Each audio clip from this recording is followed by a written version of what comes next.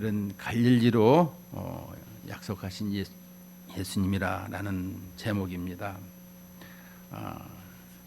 6절, 7절 말씀에 보면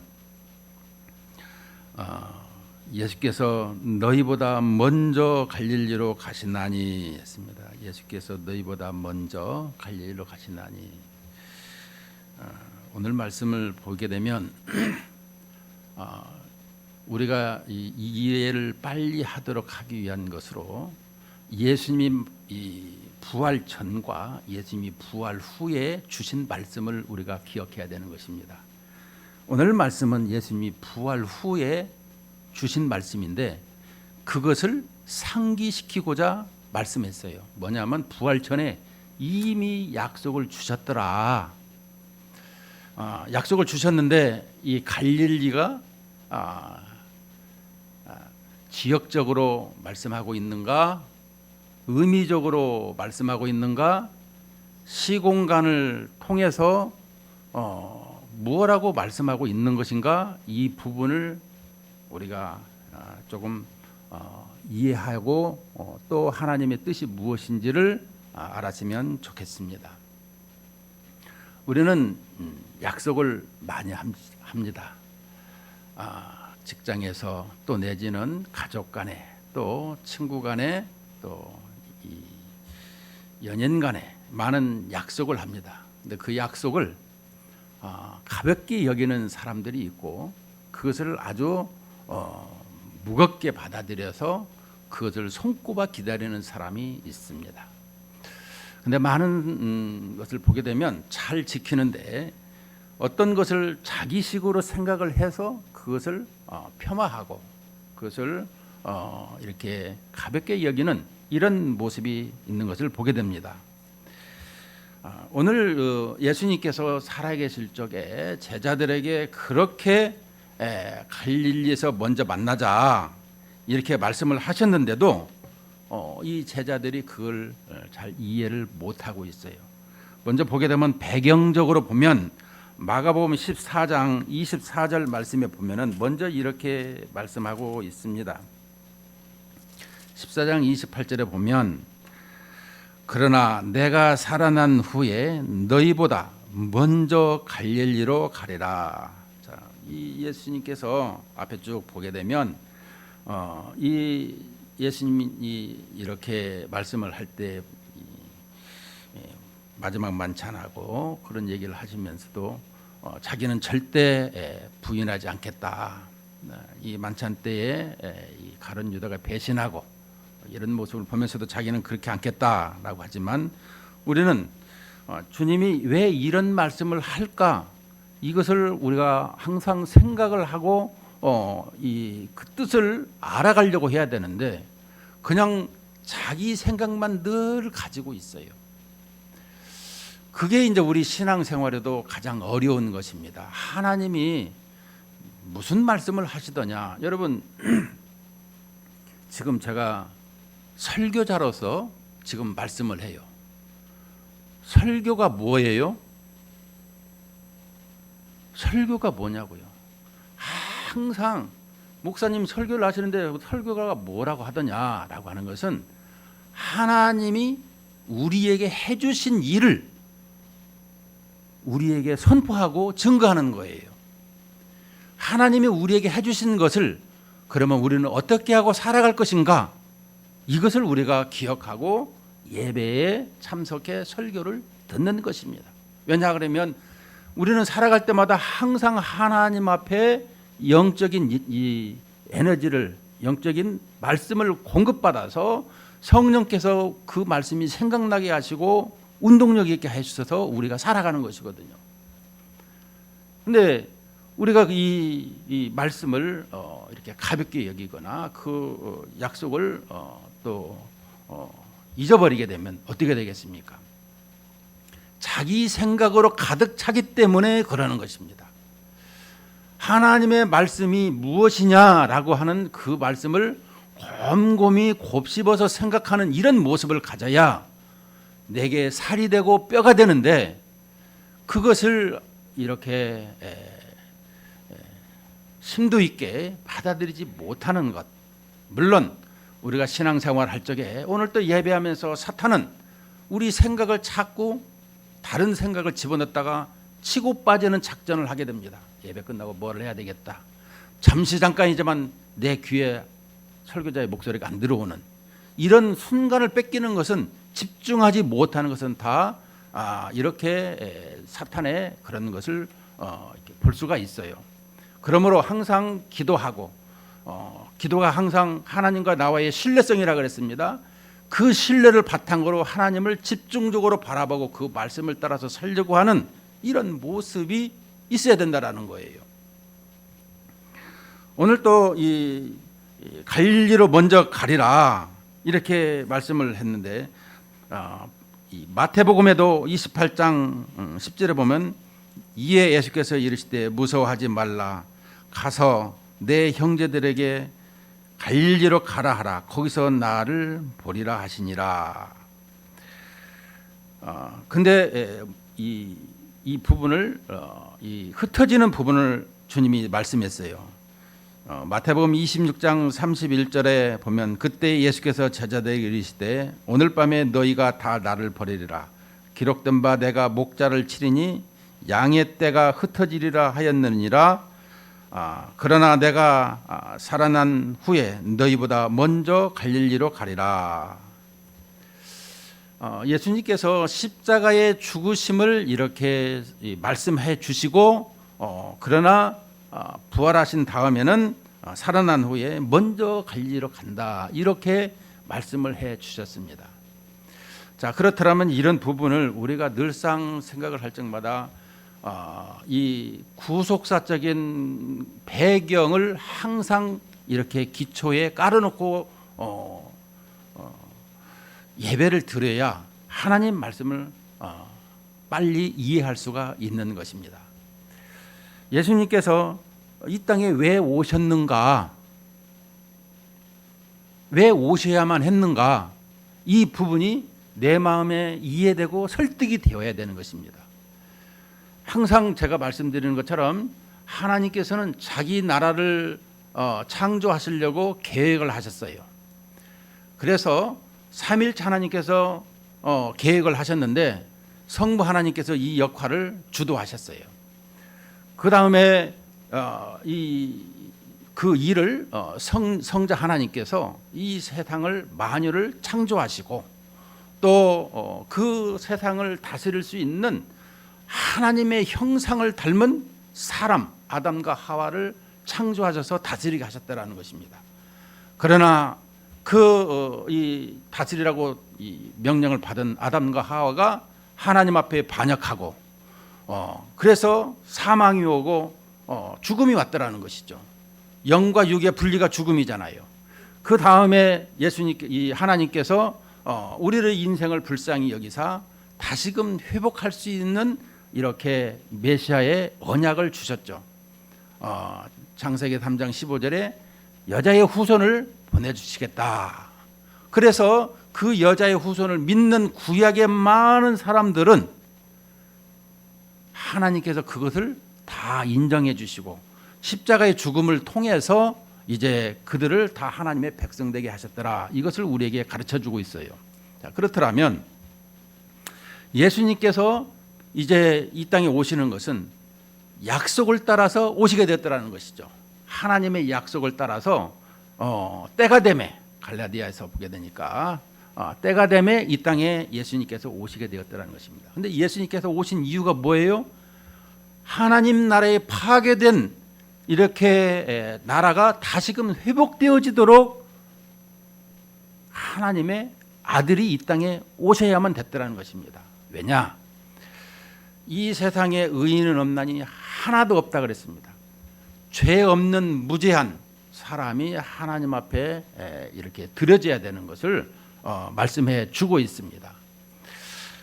그래서 하나님 앞에 나아갈 수가 없는 그 부분을 죄 없으신 하나님의 아들이 이 땅에 오셔서 죄인으로 우리의 모든 죄를 뒤집어 쓰고 십자가를 지심으로 말미암아 하나님의 나라가 다시금 재창조가 되었더라라는 것입니다. 그래서 우리에게 이 예수님을 믿는 모든 사람들은 예수님의 나라에 지금 있는 거예요.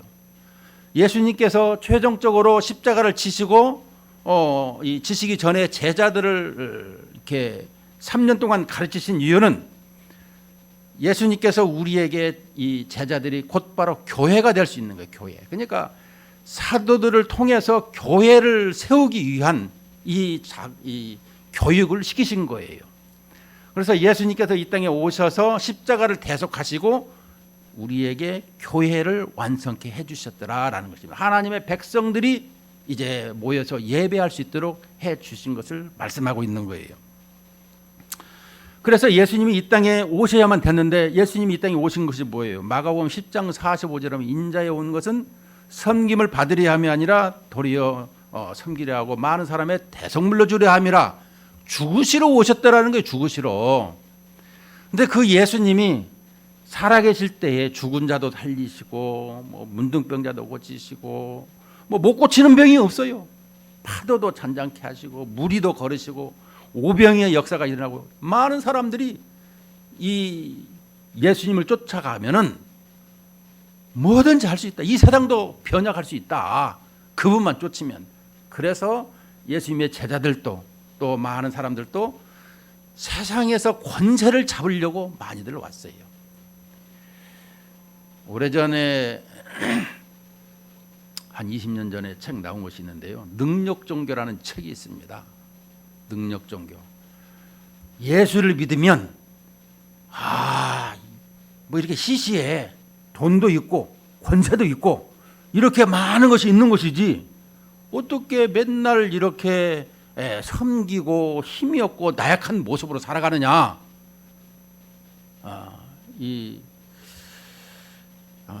최희성 목사라고 그 총신대 교수가 번역을 한 책인데 능력종교라는 책이 있습니다. 이게 지금 절판이 됐는데 이게 기독교가 어느 순간에 능력종교로 바뀌었더라는 거예요. 왜 그러냐 그러면 당시에 이 1980년도에 참 이 교회가 부흥이 많이 됐었는데 이게 축복관, 영혼이 잘 되고 범사가 잘 되고 강건한다라는 이 삼중 복음을 통해서 너무너무 많은 사람들이 이 물질의 복을 생각할 때가 많았어요.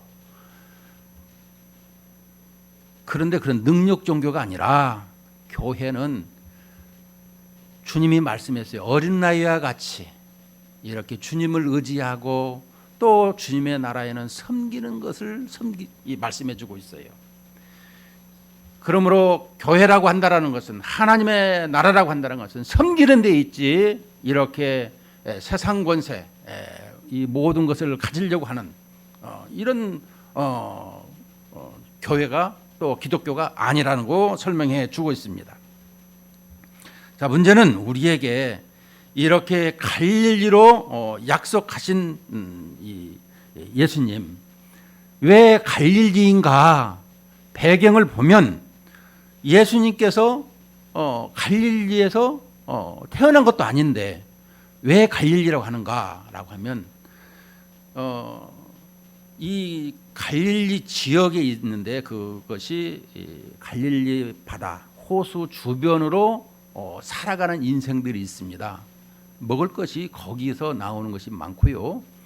그 중에서도 가장 천하고 또 가장 무시하고 또 이렇게 조롱하는 그 동네가 어디냐 하면 바로 나사렛 동네예요. 갈릴리 동네에서도 가장 무시당하고 힘든 동네가 나사렛 동네예요.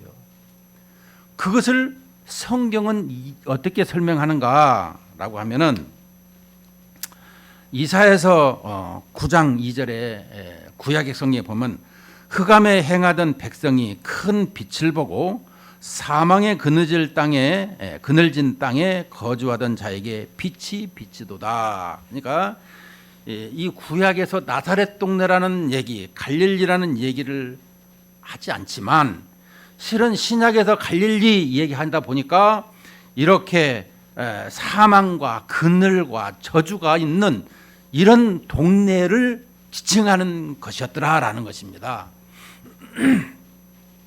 그래서 우리가 이것을 이렇게 생각을 해보면 예수님께서 왜 갈릴리에서 지금 이렇게 만나자고 하는가? 근데 우리가 이 예수님께서 태어나신 그러니까 배경 쪽으로 보게 되게 되면 이 메시아가 이 갈릴리에서 이 큰 빛을 이렇게 비추는 역할을 가지고 있더라 이렇게 설명을 해주고 있습니다. 자, 그런데 우리에게 먼저 가르쳐 준 것이 뭐냐 그러면 마태복음 2장 19절에서 20절 21절을 보면 헤롯이 죽은 후에 주의 사자가 애굽에서 요셉에게 현명하여 이르되 일어나 아기와 그의 어머니를 데리고 이스라엘 땅으로 가라 아기의 목숨을 찾던 자들이 죽었느니라 하시니 요셉이 일어나 아기와 그의 어머니를 데리고 이스라엘 땅으로 들어가니라. 그러나 아켈라오가 그의 아버지 헤롯을 이어 유대 임금됨을 듣고 거기로 가기를 무서워하더니 꿈에 지시하심을 받아 갈릴리 지방으로 떠나가 나사렛이란 동네에 가서 사니 이는 선지자로 하신 말씀에 나사렛 사람이라 칭하리라 하심을 이루려 함이라라. 이렇게 이 태어난 곳은 예수님이 태어난 곳은 베들레헴이지만 사시는 곳은 이 갈릴리라는 것입니다. 근데 이 갈릴리에서 이 사망의 그늘진 곳에 생명을 주시고 구원을 주시는 그 주님이 이 갈릴리에서 이렇게 행하셨던 것을 우리에게 설명해 주고 있습니다. 예수님의 공생의 기간 3년을 돌아볼 때에 늘 이 갈릴리를 중심으로 이렇게 사역을 하셨어요. 심지어 그 갈릴리 지역에 가버나움이라는 동네가 있는데 그 동네에 얼마나 많은 병자를 고치셨으면 가버나움 원장이라 이런 별명을 얻게 하셨어요. 우리가 만든 거지만 많은 병자들을 그렇게 고쳤더라는 것이죠. 그런데 우리에게 이 주님께서 왜 갈릴리로 가게 되었느냐 이 부분을 설명하는 것은 너희들을 구원하러 우리를 구원하러 십자가에 먼저 달리신 것을 이 갈릴리로 표현해 주고 계시더라라는 것입니다. 우리가 이 갈릴리를 하게 되면 그냥 지역적인 것을 어떤 시간과 공간의 개념을 여러분 우리에게 필요한 것은 이게 시간과 공간의 개념이지만 하나님은 시간도 필요 없고 공간도 필요 없어요. 우주가 모든 것을 다 하나님께서 그냥 말씀 한마디면 다 해결이 되시는 전지전능하신 하나님이시라는 것이죠. 문제는 우리에게 이 갈릴리에서 만나자고 지금 천사가 말을 하고 있다는 것이죠. 7절에 보니까 가서 그의 제자들과 베드로에게 이르기를 예수께서 너희보다 먼저 갈릴리로 가시나니 전에 너희에게 말씀하신 대로 너희가 거기서 배우리라 하라 하는지라. 이렇게 십자가를 지시기 전에 이미 말씀해 주셨더라는 것이죠. 갈릴리에서 만나자. 근데 그 약속을 제자들은 이렇게 지키지를 못했죠. 이것을 우리의 이 신앙이 약해서 그랬다 이렇게 보고 있는데 문제는 이 지금 우리에게 이 천사가 이렇게 가서 만나자라고 하는 것은 그 전에 예수님의 제자들은 십자가를 지실 때 다 낙향을 해버렸어요. 낙향한 사람들을 보게 되면 우리는 그 예수님의 십자가 지심을 보고 세상에 전지전능하신 저 왕께서 실은 빌라도도 이때 오후 시간에도 그런 얘기가 나오지만 빌라도도 아니 사람을 살리고 바다 위를 걷고 저렇게 초자연적인 신비한 예수님이 재판장에서 아무런 말도 없어요. 그래서 심지어 두려워했더라라고 했어요. 요한복음 19장에 보니까 예수님 보고 두려워했어요. 말하면 내가 그냥 이렇게 이 부분을 풀어줄게. 그런데 예수님이 침묵하셨어요. 예수님이 갈릴리로 간다라고 하는 것은 십자가를 지시고 이렇게 약속한 것을 설명해 준다라면 그 후에 제자들은 어떻게 되었느냐? 다 자기 갈릴리 고향으로 다 흩어졌더라라고 하고 있습니다. 심지어 여기 12절 13절에 보면 그 후에 그들 중 두 사람이 걸어서 시골로 갈 때에 예수께서 다른 모양으로 그들에게 나타나시니 두 사람이 가서 남은 제자들에게 알렸으되 역시 믿지 아니하니라. 여러분 여기서 보게 되면 이제 엠마오의 도상길에서 글로바라고 하는 사람 이름은 나왔어요. 근데 그 사람 한 사람 이름은 안 나왔어요. 누가복음에 보게 때 그때 그 이름 안 쓴 사람은 바로 누가다 이렇게 말씀을 해주고 있습니다. 마가복음에도 이 마가가 그 혼이불을 벗고 이렇게 가는 그런 모습을 자기가 그렇게 했다고 하진 않죠. 한 청년이 이렇게 벗은 몸으로 이불을 쓰고 갔더라 이런 표현을 하잖아요. 성령께서 기록하라고 하시기 때문에 하는 거예요. 사도 요한도 마찬가지인 것입니다. 제자들의 실수가 다 있어요. 근데 그런 부분을 성령께서는 꼭 기록해 하신 것을 볼 수가 있습니다.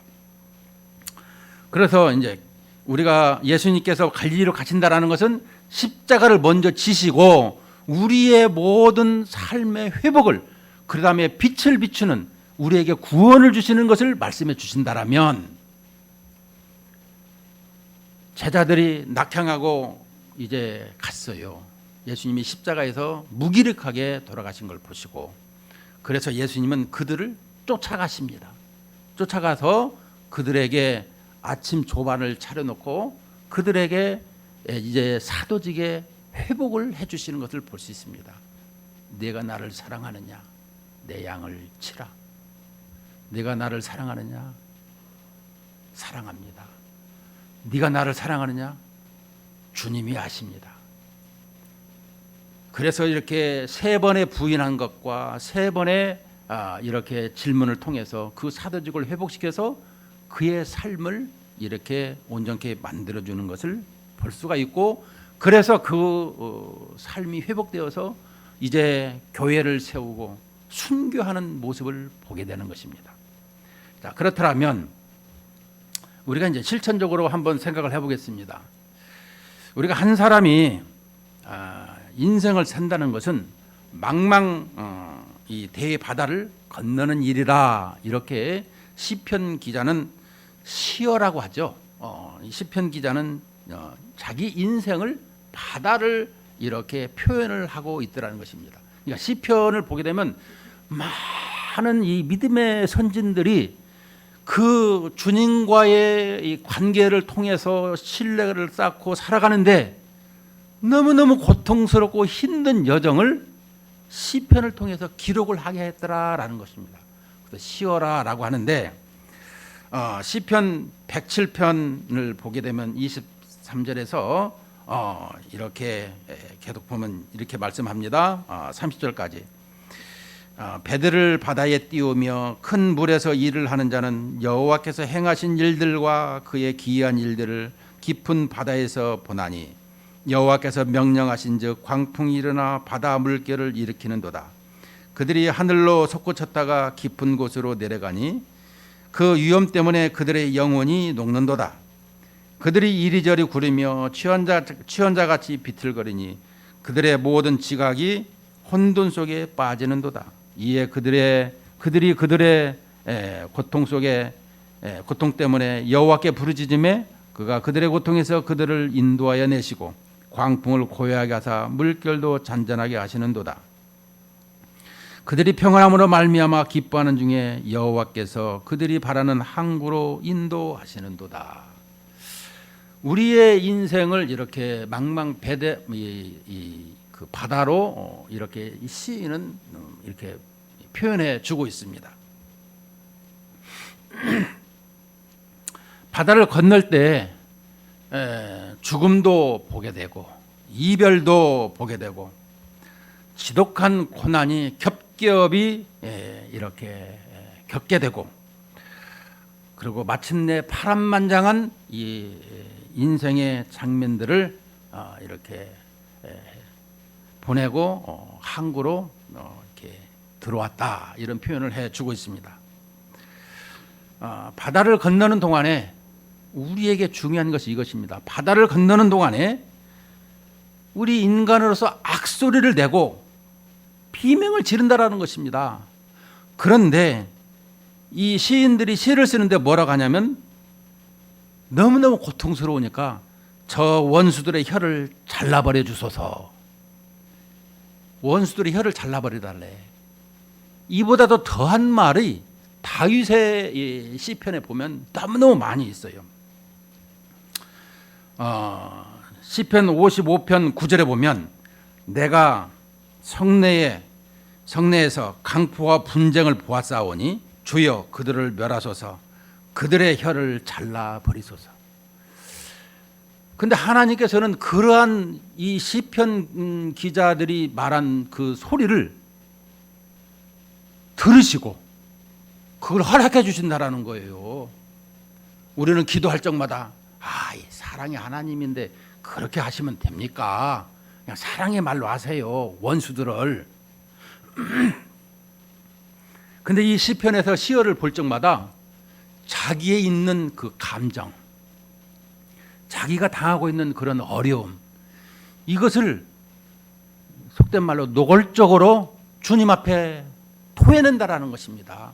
근데 그 하나님께서 그것을 다 들어주고 허락해 주셨다라는 것은 우리의 모든 삶 속에서 밀접하게 관여하시고 함께 하신다는 걸 설명해 주고 있는 것이죠. 그런데 결론적인 것은 뭐냐? 결론적인 것이 중요한 것입니다. 하나님이 구원하셨습니다. 하나님이 영광을 받으시옵소서, 이것으로 결론을 맺습니다. 내 삶에 이렇게 힘들고 어려운 일이 있었는데, 그러나 그 모든 것은 하나님이 하셨고 나를 구원하셨습니다. 나를 구원하신 하나님이여 영광과 찬송을 받으시옵소서, 이렇게 끝이 난다라는 거예요. 주님께서 십자가를 지시는 것은 우리의 구원을 위해서 십자가를 지셨다라는 것을 설명해 주고 있는 거예요. 우리가 잘 아는 출애굽기가 있습니다. 모세오경, 창세기, 출애굽기인데 출애굽기가 40장까지 있어요. 근데 1장에서 1, 2장은 애굽에서 그 고통당하는 그런 모습을 설명해 주고 있어요. 심지어 모세를 태어나도 죽여야 돼. 근데 3장에서 모세가 성장해가지고 이제 이 백성들을 구원해 내라, 이렇게 해서 구원을 내진데, 40장에 가서 결론적인 것을 보면, 물론 20장에서 구원해서 시내산에서 율법을 받으시고 그 다음에 성막을 지켜야 돼서 결론적으로 성막이 완성된 다음에 하나님의 영광이 40장에 보니까 이렇게 회막이 충만해진 것을 볼 수 있습니다. 출애굽기 40장 34절에서 이 38절에 보면, 구름이 회막에 덮이고 여호와의 영광이 성막에 충만하매 모세가 회막에 들어갈 수 없었으니, 이는 구름이 회막 위에 덮이고 여호와의 영광이 성막에 충만함이었으며, 구름이 성막 위에서 떠오를 때에 이스라엘 자손이 그 모든 행진하는 길에 앞으로 나아갔고, 구름이 떠오르지 않을 때에는 떠오르는 날까지 나아가지 아니하였으며, 낮에는 여호와의 구름이 성막 위에 있고 밤에는 불이 그 구름 가운데 있음을 이스라엘의 온 족속이 그 모든 행진하는 길에서 그들의 눈으로 보았더라. 이것은 뭐예요? 성막을 다 하나님께서 만들라고 하신 다음에 우리와 함께하는 모습 속에서 설명을 해주고 있어요. 내가 주님과 함께하는 삶, 결국에는 주님께서 우리에게 구름 기둥으로 불 기둥으로 날마다 지켜주시고 보호해 주시더라. 구약에서, 지금 신약에서는 성령 하나님께서 나를 인도하고 계시더라라는 것입니다.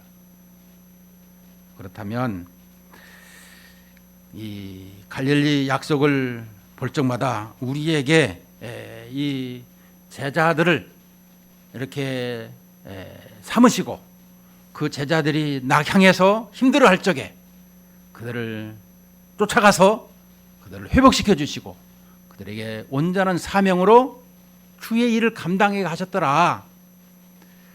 그리고 그들은 끝까지 주님께 영광을 돌리며 사는 모습을 보게 된다라는 것입니다. 특별히 결론적인 것은 요한복음 13장 1절에 보면 유월절 전에 예수께서 자기가 세상을 떠나 아버지께로 돌아가실 때가 이른 줄 아시고 세상에 있는 자기 사람들을 사랑하시되 끝까지 사랑하시니라. 자기 사람들을 사랑하시되 끝까지 사랑하시니라. 우리는 마태복음 28장에도 보면 세상 끝날까지 너희와 함께 하겠다. 여러분, 주님이 우리와 함께 하신다라는 거예요. 이게 우리에게 위로가 되고 기쁨이 되고 행복함이 된다, 이렇게 표현할 수가 있는 것입니다.